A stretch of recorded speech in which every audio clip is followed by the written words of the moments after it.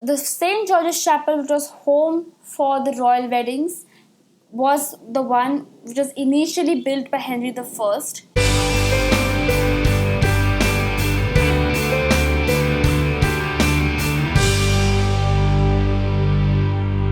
Hello and welcome to this episode of GiGlee Magazine podcast. These 4 episodes in December are a little different because they each are small episodes. In these short episodes, it will be just the topic we'll be discussing. So there won't be any quizzes or any extra sections that are generally there in an episode. But these 4 short and small episodes are going to convey the equal amount of information that the other videos contain. And this episode is the first part of the 2-part series of Windsor Castle. So you must be asking, why do you need 2 entire episodes to talk about Windsor Castle? Well, Windsor Castle is the world's oldest and largest inhabited castle.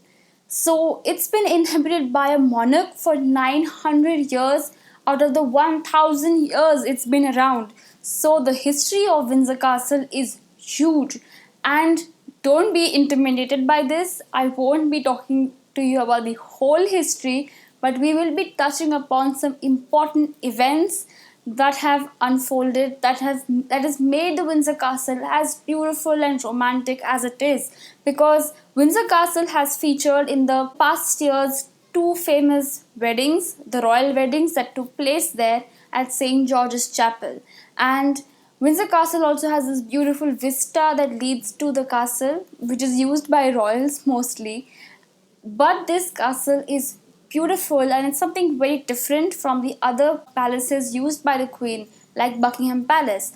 And in comparison to Buckingham Palace, which has only been used by the British royal family for 400 years, this 1000-year-old castle is having a huge history. So let me take you to the history of Windsor Castle. Windsor Castle's history begins in 1066 when William the Conqueror comes to England. William the Conqueror was from France and he came to England and conquered a lot of the places in England as well as Wales, and he built a lot of moat and bailey castles. These moat and bailey castles were typical structures built by him, and most of the castles you will find in England and Wales have their origins to these moat and bailey castles. He built such a moat and bailey castle in Windsor, and the only aim of this castle was to protect the western frontiers of London. So today, Windsor Castle is very close to the city of London. So we got there by a train. We took a train from Paddington Station to Slough, and from Slough we took a train to Windsor. Well, that is how you get to Windsor today. And at that point in time, Windsor Castle was just a military fortification. William the Conqueror built a military castle here, and he never lived in Windsor. At that point in time, kings didn't really have an official royal residence. They often moved from one palace to the other, and for most of his life in England, William the Conqueror did spend a lot of time in the Palace of Westminster in London. So he never officially lived at Windsor. And his successor, Henry the First, was the one who actually built the St. George's Chapel. The same chapel didn't look the same, but its origins were by Henry the First. He built it. The St. George's Chapel, which was home for the royal weddings, was the one which was initially built by Henry the First. And Henry the First also built domestic quarters here. At this point in time, the entire castle was built out of timber, and as you know, timber is not very long lasting. Basically, because it has a huge threat by fire. So they changed this timber castle into a stone castle. And then Henry II came. Henry II built the round tower. A round tower is still there today, and its origins are by Henry II. This round tower was built in place of the old keep. Henry III also pitched in and he replaced a few of the structures. But the major change came when Edward III took over. Edward III spent £50,000 in those medieval ages, and he reformed the entire castle. He commissioned the Bishop of Winchester William of Wykeham, and they together formed such an important partnership for Windsor that it was brought to the present times in the Middle Ages, and they made a huge change. The biggest change probably was that the king and the queen's quarters were made separate, and the St. George's Chapel was built again between 1475 and 1528. Throughout the history of Windsor, you will find that the small structures built by each and every monarch are actually named after them. So, a family which has played a huge role in English history, the notorious Tudors, also played a huge part in the history of Windsor Castle. So Henry VIII, the king with six wives, is buried at Windsor Castle next to his third wife at the St. George's Chapel, and his son, his precious son, Edward VI, unfortunately had no liking for the castle. So he didn't spend a lot of time here and he neglected the castle. When his half sister Elizabeth I found this castle, she didn't find it in a good condition. But she liked this castle a lot. And here is what William Harrison Ainsworth says in his book Windsor Castle about Elizabeth I. And let me quote him. He says, "She extended and widened the north terrace, where, when lodging within the castle, she daily took exercise, whatever might be the weather." So you can see the affection Elizabeth I had for Windsor Castle. And she died childless, so Stuarts took over, the Stuarts from Scotland.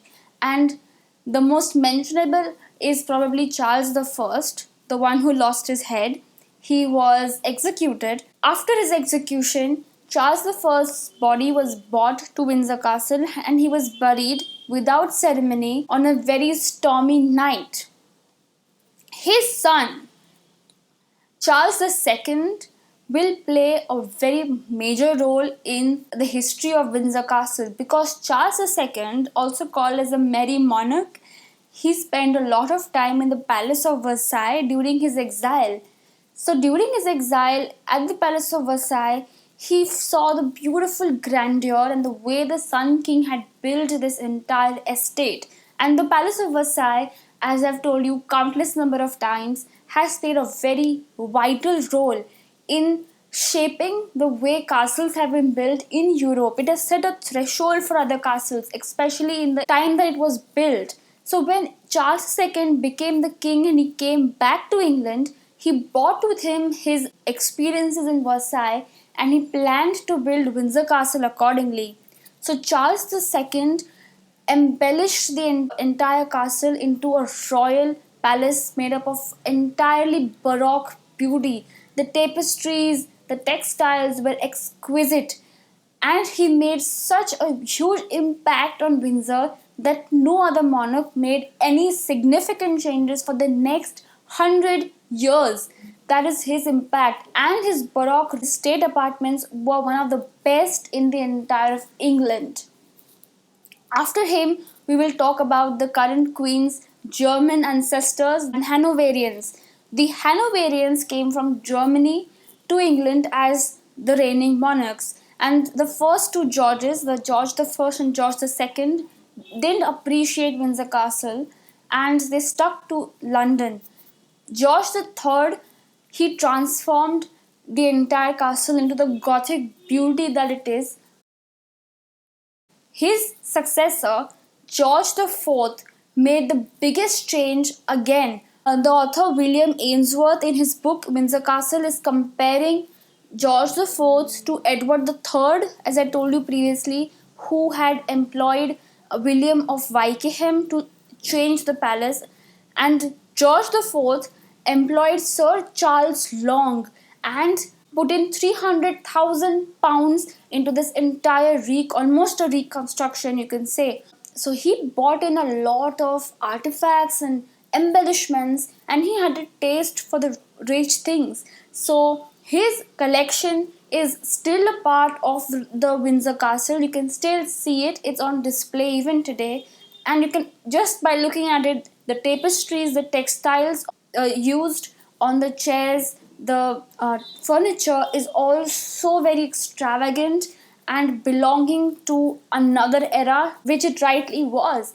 So his Carlton House, which was demolished, the artifacts from there as well came to Windsor.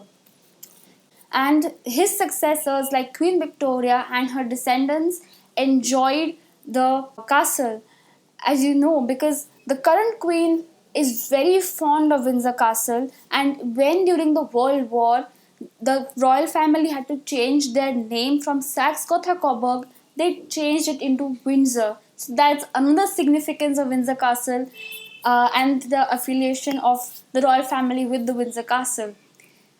Well, the queen also had spent her childhood years here. So, when her father wasn't the king and they were not major royals, they lived here.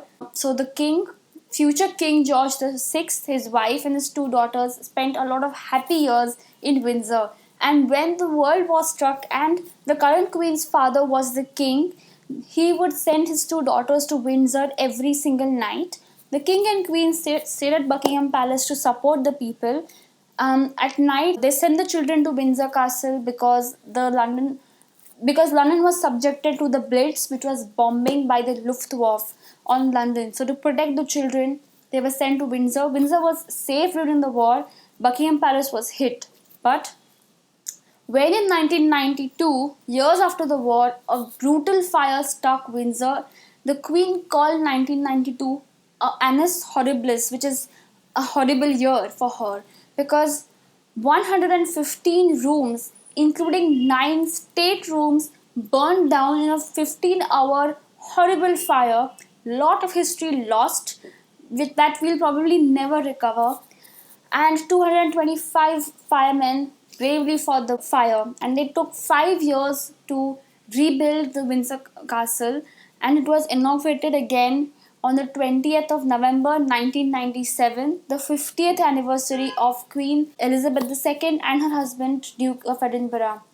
So it has played a very vital role in their lives, and Windsor Castle's next episode will bring you something more about the etiquette and a few rooms about all the artifacts that are there in Windsor Castle, which will blow you away. I will see you next Friday with a new podcast. Till then, we will meet on Facebook, Instagram, and TikTok. Have a great week, a great weekend. See you next Friday. Bye bye.